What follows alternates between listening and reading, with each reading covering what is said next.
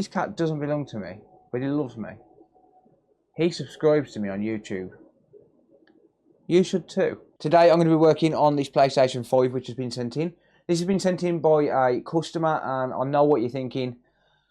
Another PlayStation 5. I do work on quite a lot of these, but I must admit I do enjoy working on them, even though there are like 6,004 screws in the console.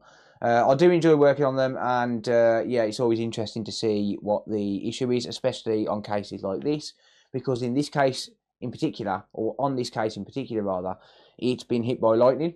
And the customer is actually another business. I do offer business-to-business services, so if you do run a business and you require micro soldering and things like that, if you're not capable of doing it yourself, or if you want to outsource some work, get in touch and we can work out some pricing. But this has been sent in by another customer, another business, because their customer sent it to them, and their customer said that it had been hit by lightning. So they replaced the power supply, and that got the console to turn on, which is pretty normal. Power surge kills the power supplies in these. It would have been interesting to see what actually happened to it, but I don't have the original. But now it's got no picture, so yeah, no matter what they've tried, they can't get a picture, and that's as far as their limit goes in terms of, you know, the repairs and stuff like that. So they've sent it to me to try and fix.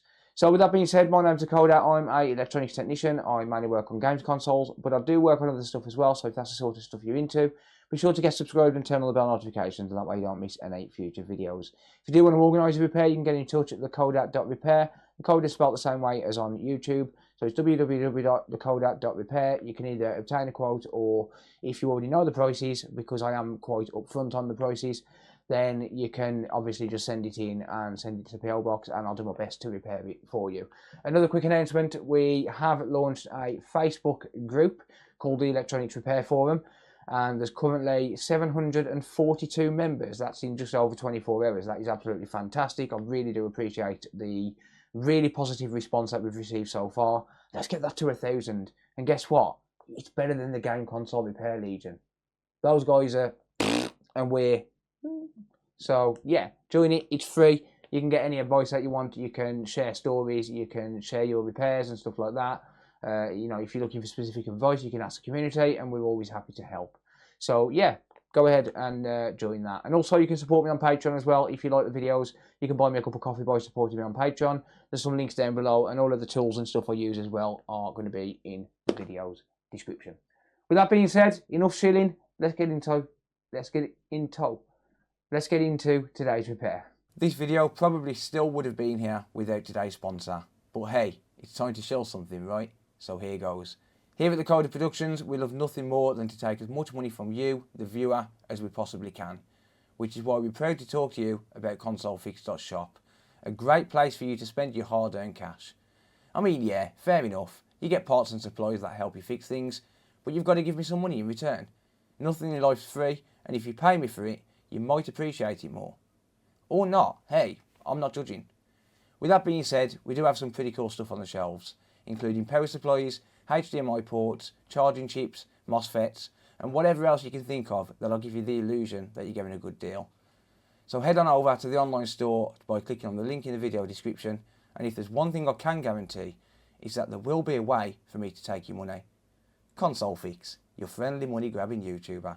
Okie dokie, so focus is a little bit messed up. It always is on the PS5 repairs because, well, these are pretty reflective. But we got a note with this, and the note says, "Hi Philip, I had a customer come in with this PS5. He said during a thunderstorm it went off, so I replaced the PSU and it fired up. It all lit up and I could hear the drive spinning, but there was no picture. This is the limit of my abilities regarding things like this. Hope you can take a look over it and see what you can do. PS, love your YouTube videos." Thank you, I appreciate it. Or you love your YouTube channel. He probably doesn't love the videos.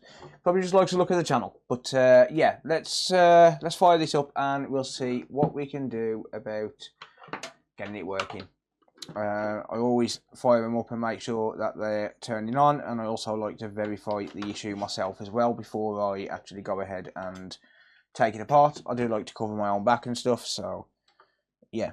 Okay, there was no beep on that, which is kind of interesting, but whatever. Okay, so let's grab the HDMI. So I've got this linked to two screens. I've got it linked to my normal TV, which is behind me, and I've also got it linked to a capture card as well, so I can try it on both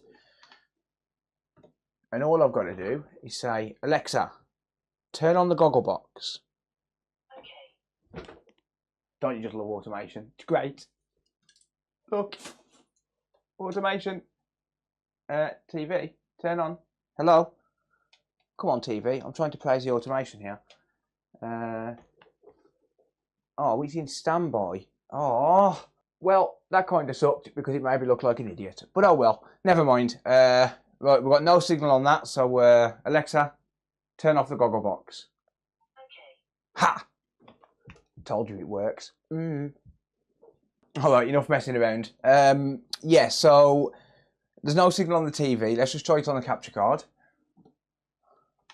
And yep, no signal again. Alright, so the issue is what the customer says it is. It is no signal. And what is that? Ooh. I'm not sure. This is just a lightning strike. That is... There's a lot of scratchy going on there. Interesting. Okay, well, let's take it apart anyway. See what the deal is with it. That is a lot of scratching going on with that. Let's see if I can get that on camera. Yeah, so we've got scratches all over this, which is strange. I've got a feeling this could have been dropped. That's not loose though. So we've got scratches there. We've got scratches on, well, all around the screws. It could have been dropped or it could have just been mishandled a little bit. Alright, so I'm going to get this taken apart. But yeah, like I said, while I'm doing this, yeah, I'm going to modify the audio and voiceover while I'm fast forwarding through. But yeah, basically we've created a Facebook group. It's the Electronics Repair Forum, and the reason I've created it is because I'm sick of seeing people getting banned from other forums because admins are on a power trip, and I was one of those people as well. So it's not a vengeance creation, but you know, I've been thinking about creating one for a while, and yeah, me getting banned just for telling someone the truth on the forum, on the Game Console Repair Legion, whereas just the final straw. So I just decided to go ahead and create my own. So yeah, I would really appreciate it if you join it. Right, we are inside the console. Just as soon as I get that screw which I dropped, there we go. Cool. So we're inside the console now. I'm just gonna get rid of some of this dust as I'm going along. There we go. So one rule I have is I always clean out the consoles as I'm working on them. If I can't fix it, I won't take the heatsink off and clean that because it's a waste of my time personally. But obviously, as I'm going along, I may as well just take my little mini hoover to it because, well, it takes seconds. So yeah, there's a couple of things this could be. I mean, it could be just the fact that the HDMI port's damaged. So that is always a possibility, but it could also be the HDMI encoder or one of the surrounding components, but it could also be a chip called the South Bridge as well. So the HDMI port requires 5 volts to power on, and that's provided from the South Bridge initially. The South Bridge is basically a chip which handles all of the power rails as well as the input and output devices such as USB power and Ethernet power and stuff like that. So yeah, if that goes bad, sometimes it can still turn on but just not provide voltage to specific voltage rails. Even if I can't find any faults around the HDMI encoder, so this chip here, I'm not just going to go ahead and assume it's a South Bridge and change that. I'm going to probably change that first because, well, that's less destructive, it's less risky, and it's a lot easier and faster to do. So yeah, let's have a look at this. This is interesting. There's marks all over this. I mean, there's finger marks on it. I can see fingerprints on it, but yeah, that's not going to be the cause of it, obviously. But yeah, let's take a look. So let's pop it under the microscope. This is a factory HDMI port, so there is a chance that the port could be damaged. The factory HDMI ports are absolutely terrible. They're made of butter. So yeah, let's take a look under the scope anyway. The rest of the ports seem okay. So when I say the HDMI port from the factory is made of butter, it's not really an exaggeration. These ports are terrible. Look at that. So the original factory HDMI port, the problem with it is that the pins have got no structural support on the back. They made this mistake with the original PS4 as well, and they ended up changing it afterwards to a V2 port. But they did it again on the PS5 for some reason. The port itself is absolutely fine, or at least the pins are all connected by the look of it. So I'm just giving these a little nudge just to see if any of them move. And that's absolutely fine. There's no issue there from what I can tell. And if we look at it inside, no, that is absolutely mint. There's it's starting to break actually. So can you see in the middle of the port? So we've got basically the outer chassis of the port, and then this bit here is starting to break away at the bottom. So can you see that gap forming there? So that is starting to get damaged, and also one of these locking pins is a little bit far back, so that should be a bit further forward, because basically when you plug a HDMI port in, these locking pins bite onto the port and stop it falling out. So that should be a bit further forward. I will probably change this before I put it back together, assuming I get it working. But yeah, that is starting to come apart. Not to the point where it would cause an issue though. So one thing we've also got to remember as well is the fact that this console apparently worked before the lightning strike, or before the thunder and lightning. I say lightning strike, you can't really call it lightning strike, but it's more of a power surge, to be honest. It's not the fact that the console's, you know, literally been hit by lightning. It's the fact that the console has been turned on when the you know, when we've had bad weather, when we've had thunder and lightning.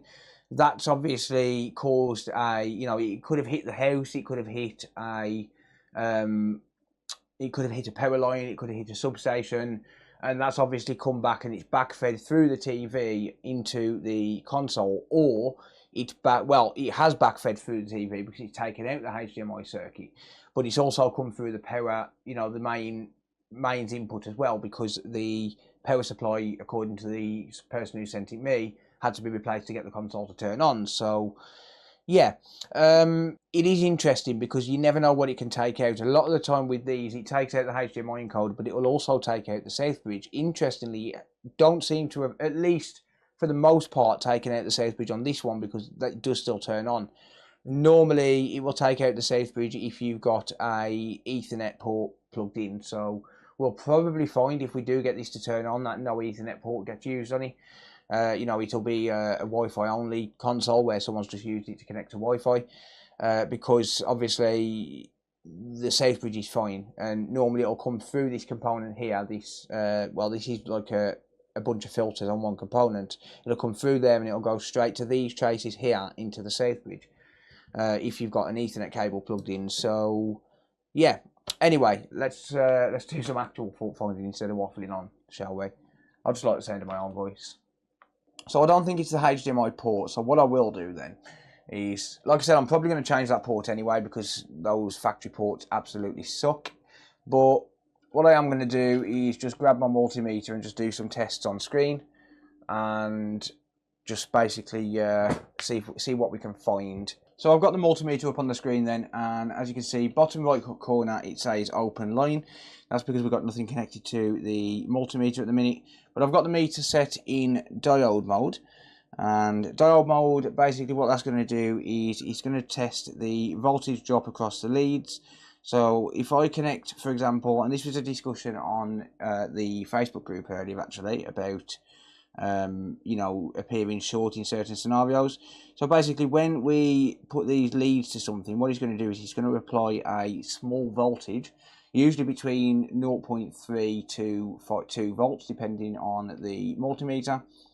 So basically, what he's going to do is he's going to apply a small voltage to the circuit, and that's going to test the voltage drop across the leads, and that gives you a reading. So we put the red probe on ground because we don't want to actually power on the circuit, because that's going to give us a false reading. So we reverse the polarity by connecting red probe to ground and the black probe on the component or pin that we're trying to test. and that will apply a small voltage, but it will prevent it from going any further because of the reverse polarity protection on the board. So we get a voltage drop of 0.77 volts on that one. That is perfectly normal. We're going to ignore this middle one because these are ground. So if you just take a look at that one, that's ground. So we get no voltage drop because it's a dead short. So we're going to ignore the middle one on each of these differential pairs. So this one here, 0.77. This one here is, I thought it was open for a second. It was just a bit of a contact issue. 0.77, 0.78. We should expect to see around about the same on all of these differential pairs because they are data lines and they do need to have pretty much exactly the same length wires and stuff, or traces rather. 0.775, that's within tolerance. 0.775. It doesn't matter so much about, you know, for example, this third one here compared to the second one. It matters more with the positive side of the differential pair matching the negative side. So as long as those two match, it should be okay, and these should be fairly similar. This fourth one is going to be a little bit higher. They usually are. Oh, maybe not. It's calling me a lie now. 0.775. Okay, never mind. They usually are a little bit higher on the fourth one, but never mind. And then we've got all of the rest of the signal lines here, as well as the voltage lines. So we've got, for example, CEC and hot plug detect and stuff like that. So let's just go ahead and test these. So 0.63 is perfectly normal. This one should be open line, and it is. Pin number 14 is not used on HDMI. 0.62 is normal. 0.62 is normal. This one here is ground. That's normal.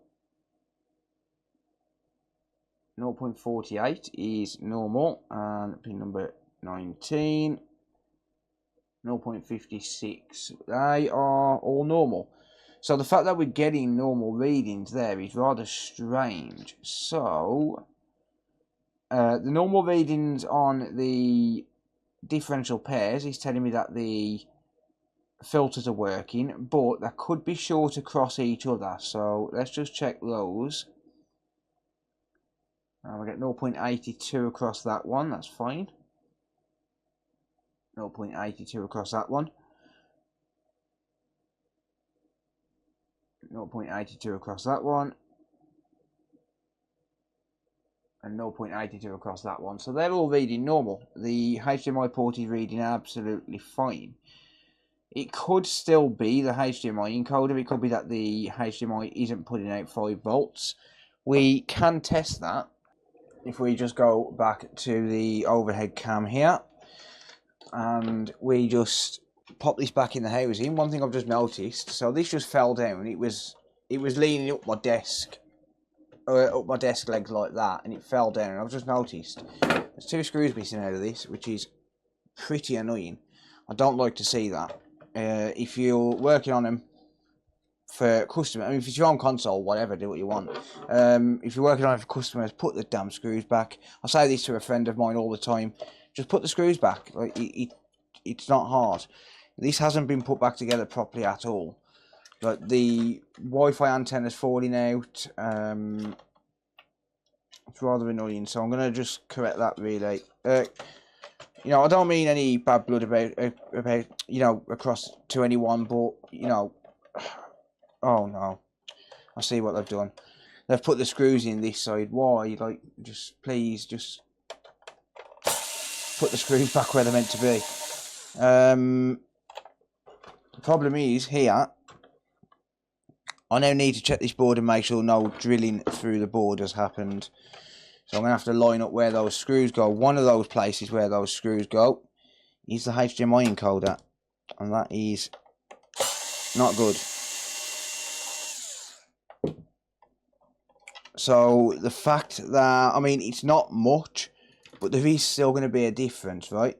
You know, the fact that this has gone through the power supply, I mean, it does go through there, but the fact that this has gone through the power supply without going through the case first, that can obviously cause a problem. So let me just show you an example. So that screw there in particular, was it that one? I don't know, it doesn't matter, but one of those screws in particular goes, I can just pop that off. It goes through there. That's where it sits. And then you've got the heatsink plate. It goes through that hole there. And one thing I do see a lot of people doing quite often is they will put the wrong screw in. They will put this screw in, and that drills through the HDMI encoder. Obviously, I've seen that a lot of times, but the fact that, I mean, even though it's only going to be a couple of millimeters, you've got a couple of millimeters for this, you know, for the HDMI, for the plate, and then you've got a couple of millimeters for the case. There is a chance it can drill through the console, you know, through the chip. So yeah, that's why it's important to put them back. I'm not trying to be mean to anyone, just put them back where they're meant to be. You know, that couple of millimeters could be the difference between, you know, having the console working or drilling through the board. It is a pet peeve of mine, I'm going to be honest. I don't mean to call anyone out, but it is a pet peeve. I do not like to see it at all. If you're unsure, just take pictures before you take it apart. I get that not everyone's going to be as experienced as, for example, me or even maybe you watching, but just take pictures of it or mark them. You know, do something, log it, do something to, you know where the screws are going. Right, we were going to test the 5 volt, wasn't we? I went off on a bit of a tangent there, I'm sorry. So, yeah, let's just have a look. I'm not going to bother putting the housing back together for this.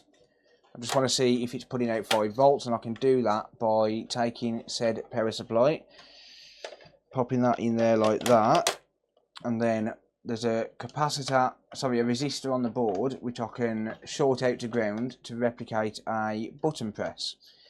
So if I just take out my tweezers, and there's a resistor down here, there's 2 resistors where the, for the disc version, there's 2 resistors down by where the power button ribbon connects up. If you just short out the left hand ribbon, that will turn on. I know that's not beeped, but the reason it's not beeped is because the beep is disabled on this one.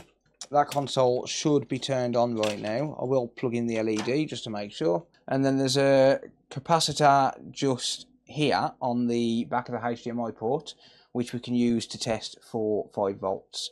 So if we go into voltage mode here, and we just, be quiet computer, we just test this capacitor. It doesn't look like we're getting 5 volts here. 0.33 volts. Let's just pop in the HDMI cable. We'll see if we get it now.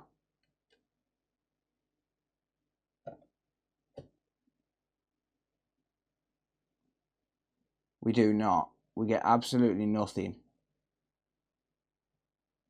How about on the diode? We do get 5 volts on the diode. We don't get nothing on the capacitor. Interesting.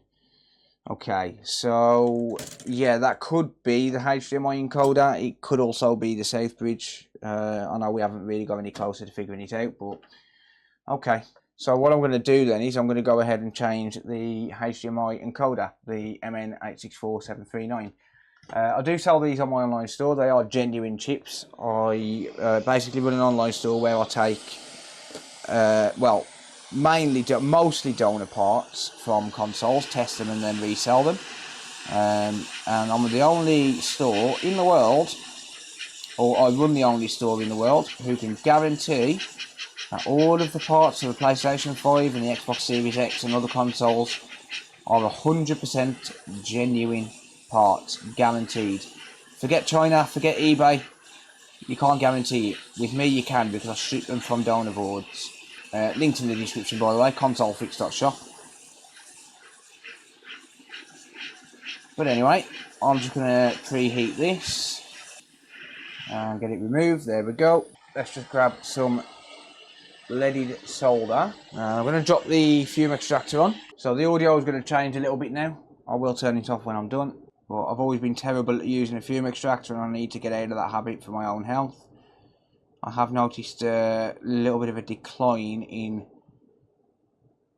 my health in terms of breathing and stuff, so I do need to start taking better care of it. So, by the way, everything you see me using, apart from the fume extractor, because that's a custom solution, everything you see me using, pretty much, I either sell on my online store or I've got affiliate links in the video description to them for example, the tools. So the hot air station, the soldering iron, all of that stuff, there's links in the video description. If you do use my links, if you buy from my store, that helps me directly, but if you do use my links and stuff, I do get a little bit of a kickback. Obviously, it helps the channel, helps me to keep making these videos and stuff instead of focusing 100% solely on, you know, repairs in general.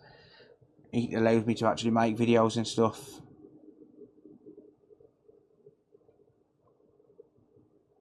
That's some ugly ass looking solder job there. My work, I mean.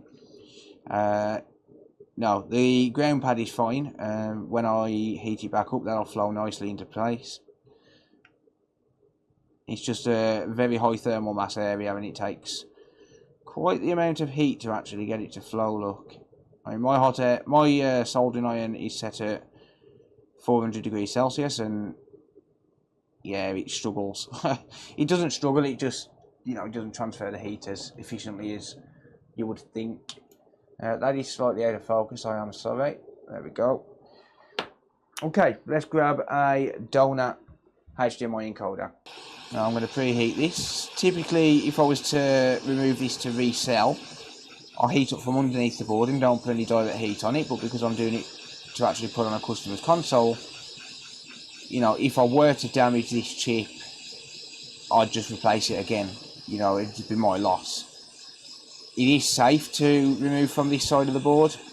It's just whenever I resell the chips, I like to remove it from underneath wherever possible, just to minimise the amount of heat cycles that the chip goes through. Especially when my average customer, you know, a lot of customers are buying one single component to fix their own console, so they might not necessarily be as experienced as, for example, full-time technicians.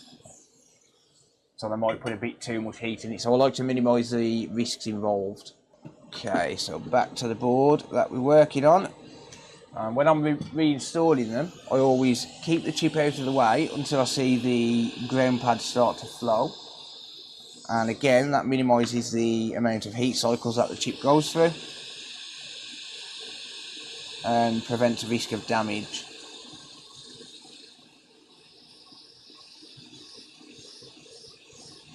I got my hot air at 440 degrees Celsius, by the way.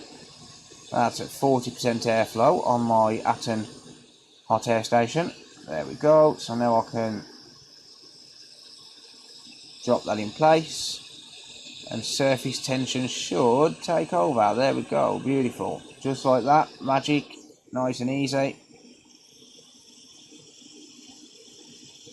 Tap the chip and it bounces back into place, so that tells me that the chip is nicely positioned. So I can come back in with the hot air, push down on the chip.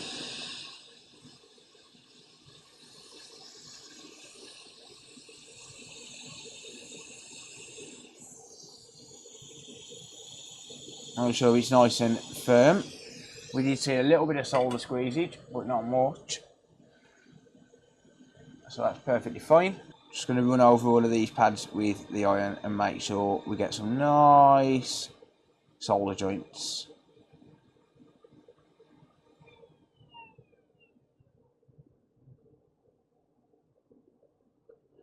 It's all about consistency.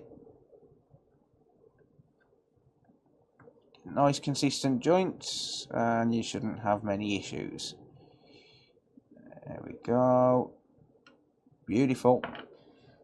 Let's switch hands, because I can solder with both hands. I don't like to solder with my right hand because the microscope gets in the way, but I can do it. There we go. Beautiful. Alright, so that's done. I just need to clean up a little bit. So a bit of IPA. Cotton swab. These are not earbuds, ladies and gents. You're not meant to put these in your ears. Hate it when I see my sister and my partner do that.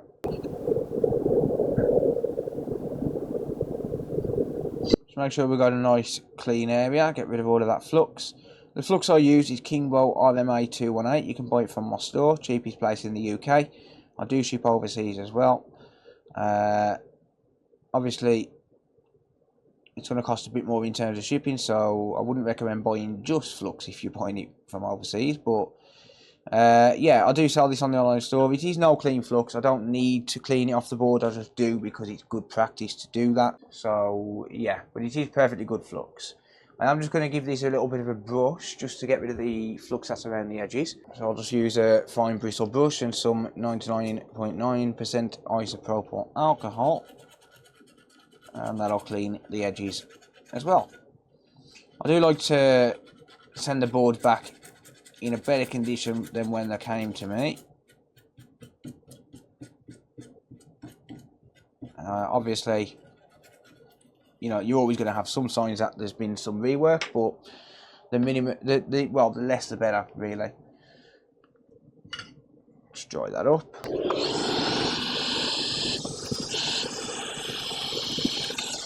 Beautiful. Looks good to me. Okay, let's just test these components. I'll speed run this part. Board's still a little bit warm, so we're going to get lower readings. And this is why it's important to not power this on while the board is warm. You can see the resistance readings, sorry, the voltage readings or diode readings are increasing. So that's perfectly fine. Just making sure we don't have any dead shorts, that's all. So these 0.18 ones, they are climbing slowly as the board cools down. This is why it's important to let the board fully cool down, because heat will change the resistance. So yeah, we're up to 0.6 now. Yeah, okay, so they're absolutely fine. So as you'll see here, these 0.18 readings are going to increase, but I am going to give the board a couple more minutes just to cool down fully before I power it on. Okay, so the board's in the housing for testing. I have just reassembled this, you know, the main housing, and I've also rerouted this cable because it had been pinched. So obviously, you know, I had to check that out and stuff, but it seems okay. It doesn't seem to be damaged or anything. It's just got a bit of damage to the outer casing. Let's move the microscope out of the way, and yeah, let's give this a test. Hopefully it works. Wait for the power to initialize, and okay, it turns on. Good. Let's pop it on the capture card. Hey, there we go. That's what I'm talking about. Alexa, turn on the goggle box. Okay. Hey, gotta love it. Ignore the messy desk. There we go. She's working. It's time to get this reassembled. I don't think the HDMI port's going to be a problem, but I am going to change it quickly because I don't really want this to come back in, you know, a week's time saying the HDMI port stopped working. So I'm going to get that changed. Obviously, I'll walk you through that bit. It's very, very simple, but I'll get that changed and then we'll get it reassembled. So I'm not going to be charging the customer for the HDMI port. Whenever I do a HDMI encoder and it's got a factory HDMI port on it, I always change it at the same time as part of the service, because it just means that I know in my mind that this console isn't going to come back to me for something as simple as a HDMI port. It doesn't annoy the customer that way, it saves me time, etc, etc. So I'll grab a brand new V2 port, and what I do with these is I just pop a bit of flux around the HDMI area, and then I'll take my hot air, I'll set it at 480 degrees Celsius. I know that seems a little bit high, but it's just a HDMI port and I'm not reusing it.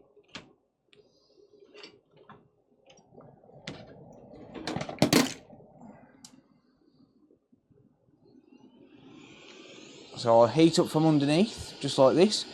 hence the reason for the aluminium strip on the bench, stops me from melting the desk. I've got a bunch of those which I need to actually put on.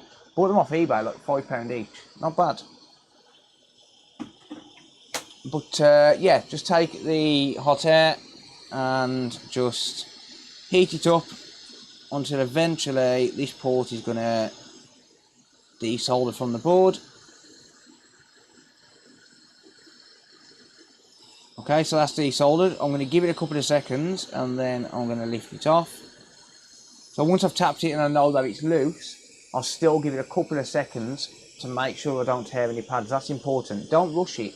Who cares? It's 5 seconds. And then under the microscope, I don't typically use the microscope for this. To be honest, I don't use the microscope for a lot of things. I only really have it for the sake of the videos because my eyesight is good enough to a point where I can actually do a lot of jobs without the scope. Obviously inspecting boards and stuff, I do need it for that, to look closely at components, but in terms of like removing components and replacing them, I don't generally need it. I'm just going to replace this solder with leaded solder. Consolefix.shop, of course. But like I said, everything you see here I sell because I'm a money grabbing YouTuber, and it, you know, kind of creates one place where you can buy everything.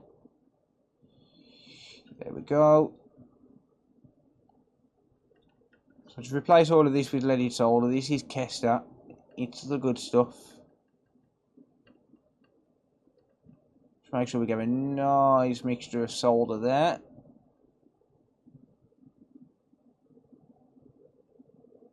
Beautiful. Same here. I'm going to come back and just make sure that it ends up with a nice mixture.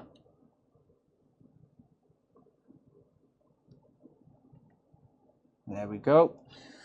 Okay, and we're ready to drop this port back on. So exactly as I just removed it, but in reverse. So I'm going to do this without the microscope just because, well, the microscope doesn't quite reach the end of the desk. It reaches to the end of the desk here, but it doesn't reach to the end of the desk here where my hot air station is and stuff. I need to extend this pipe, to be honest. I will get round to that eventually, or just get another hot air station and mount it to under the desk. One of the two. I should probably grab a new HDMI port first. Consolefix.shop. Told you I sell everything. There we go. Right, so grab the HDMI port, hold that in the tweezers ready. Again, I'll just stick to the same temperature, 480, because it is just a HDMI port, and you know, I would recommend going lower, but I'm experienced enough to the point where I can do it at 480 and not damage the port. So all I do is just heat up from the bottom exactly the same way as I just did to remove it, and once I can tell that the solder's melted, like I said, I can do this without the scope. I recommend you use the scope if you're not experienced. But I wait for the solder on the ground legs to basically drop and flatten out, and that tells me that it's all melted. And then I'll just drop the port on.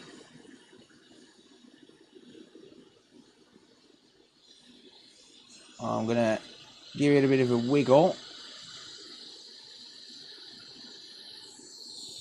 Press down and move the hot air out the way.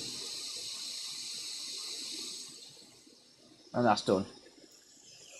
I'll pop it under the microscope just to inspect it for the sake of the video, but we should be good there.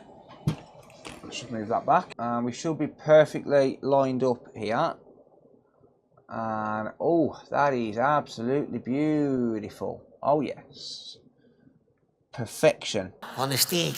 Okay, let's clean that up with a brush, get rid of that flux so I can test the pins. I don't normally test them, to be honest. I'm going to be completely honest. When I do a HDMI port off camera, I did two this afternoon. I did one on a PS4 original and one on a PS5. I didn't test them. I just plugged it back in. Test it when you plug it back in. You know, if even one pin is not connected, it's not going to turn on, or it's not going to display. So yeah, normally I don't test the pins by giving it a nudge test if I'm not on camera. Just doing this for the sake of the video, really. As a general rule, I'll just plug it in and see if it works. If it doesn't work, I'll do it again. or then I'll go in and actually test it with the tweezers, and if it's just like one pin, for example, then obviously I can go ahead and solder that one pin.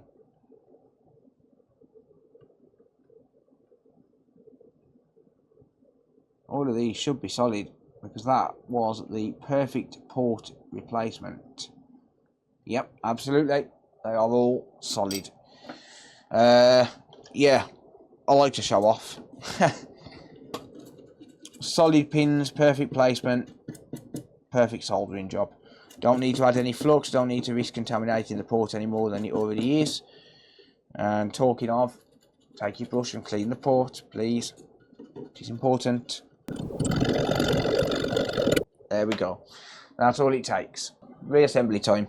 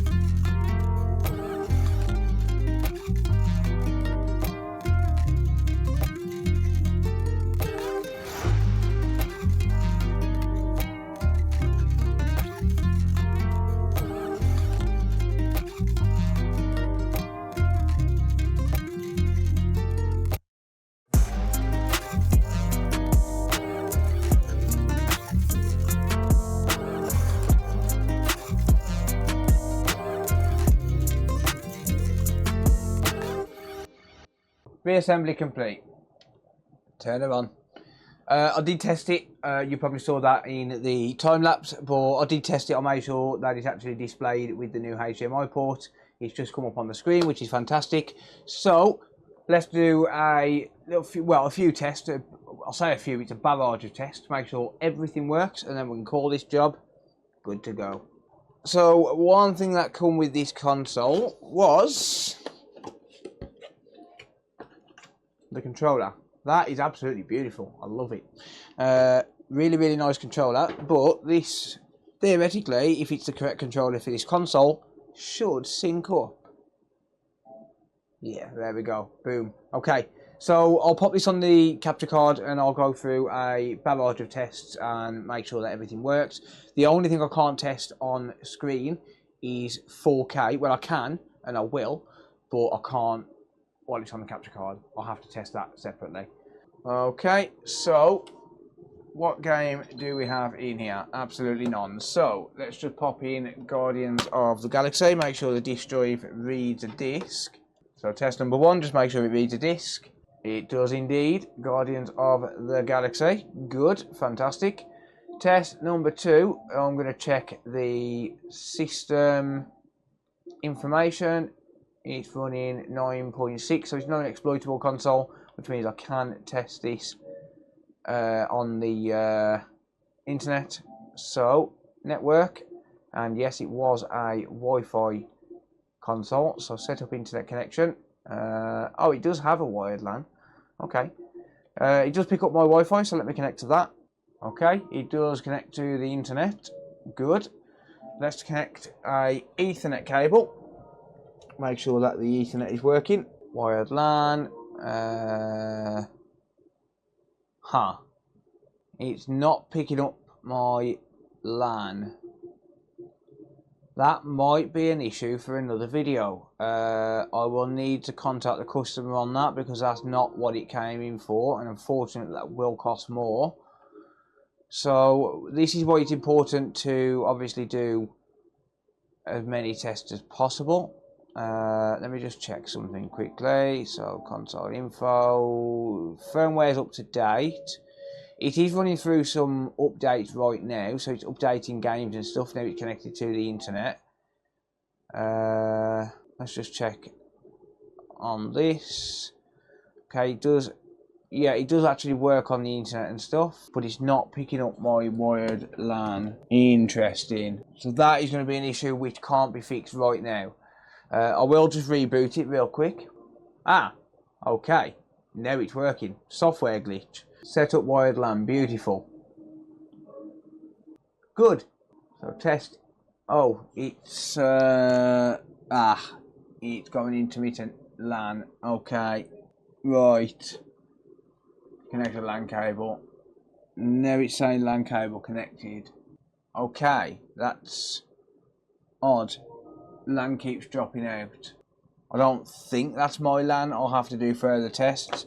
Okay. That LAN port is damaged. I don't think that's my Ethernet that's causing that. I've never had this issue with it before, and I tested it literally earlier on today. Yeah, I'm not sure if you can hear that in the background. It keeps disconnecting and reconnecting, but that is loose. That looks like it needs an Ethernet port. I will put that to the customer, and I'll obviously give them a quote for the repair. The issue, there's only two things that it really can be. It's either going to be the Ethernet port itself, or it's going to be the magnetic module, the filters that are, maybe failing.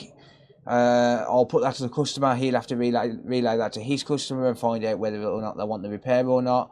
It's not going to be something I'm going to do in this video, but yeah, it is what it is, I guess. Alright, let's continue with my tests. So, I know that the internet works on Wi-Fi. That's absolutely fine. Let me just test USBs. So, storage, extended storage. Yep, so that's the front USB port working. Unplug that. Plug it into one of the back ports. So this is the bottom back port nearest the HDMI port. That's working. Top back port working. Good. Okay. And I don't have a USB-C USB flash drive to hand. So what I do have is that anchor dock. That should allow me to connect up the Type A to the Type C. If not, I'll just plug a charger in. Yeah, there we go. Okay, so front USB ports are all working, back USB ports are working, HDMI is working, disk drive is working, internet is working on Wi-Fi, but it is intermittent on the Ethernet port. I will put that to the customer. Other than that, this console is technically fixed. Obviously, it does have an issue with the Ethernet port. They might not want it fixing, which is why I can't. Go away, moth. I swear those things have haunted me for the past few weeks. They might not even want it fixing. They might be okay with connecting it to Wi-Fi, or they might, decide, oh well, we're never going to move the console. So once it's connected, it's connected. So I can't just go ahead and assume that they're going to want to pay for another port replacement. I would do it at a discount because it's something I didn't test before I actually put the console back together, so I would do it at a discount. I normally charge a flat fee of £60 for a port replacement. I'd charge an extra £40. I've got to cover my time, and I've got to cover some of my time, and I've got to cover the cost of the port as well. The ports aren't cheap, especially the Ethernet ports. So yeah, I would obviously have to charge a little bit extra, but I would do it at a discount. This repair in particular, I don't charge for the HDMI port because I've replaced the encoder. I do the HDMI port for good measure. I charge £100 for the HDMI encoder. That's £40 for the cost of the encoder and an hour's labour. So that's the cost. I always like to be upfront in the videos on how much my repairs cost. So yeah, that's what the customer will get for the invoice, unless they choose to have the Ethernet port done. Then it'll be £140 obviously, and then obviously return postage on top of that. Anyway, that's going to be it for this video. Thank you very much for watching. I really hope you enjoyed it. Let me know what you think down in the comments down below. It is always important to do a full barrage of tests when you get a console in that's suffered lightning damage.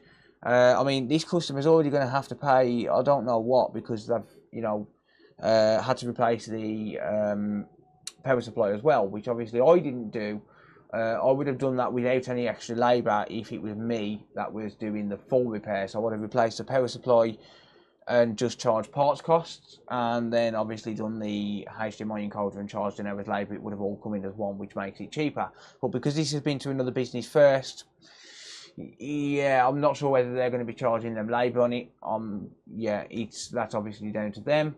Obviously, they've got my price. They already know my price for this particular repair, so yeah, it is what it is. But anyway, thank you for watching. Let me know what you think down in the comments down below. Don't forget to join the Facebook group. I would really appreciate it. And I'll see you all in the next video. Oh, by the way, subscribe. Console Fix our shop for all your parts and supplies. See you later. Take care, everyone. Bye for now.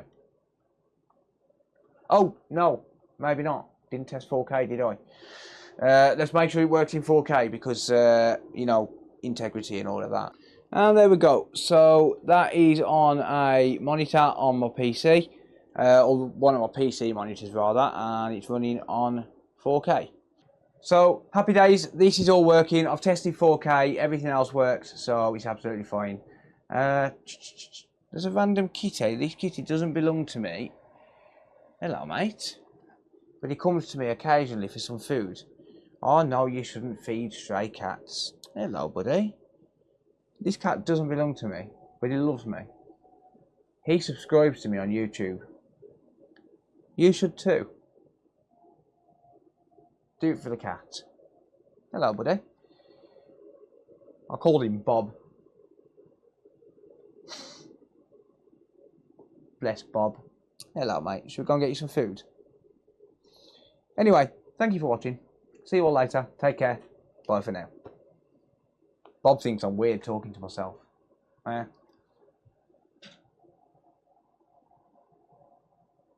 Yo, Bobby! He's a beautiful cat. He really is. He's so friendly. Come on then, Bobby. Let's go get you some dinner. He's really fat. Look at the size of him. He's actually the dad to my cat's kittens. So, we've got a few pure black kittens right now. Don't break the customer's console. They won't be happy. I mean, you should make good content, but they won't be happy. Come on then. No, you'd rather just explore. See you later, everyone. Take care. Bye for now.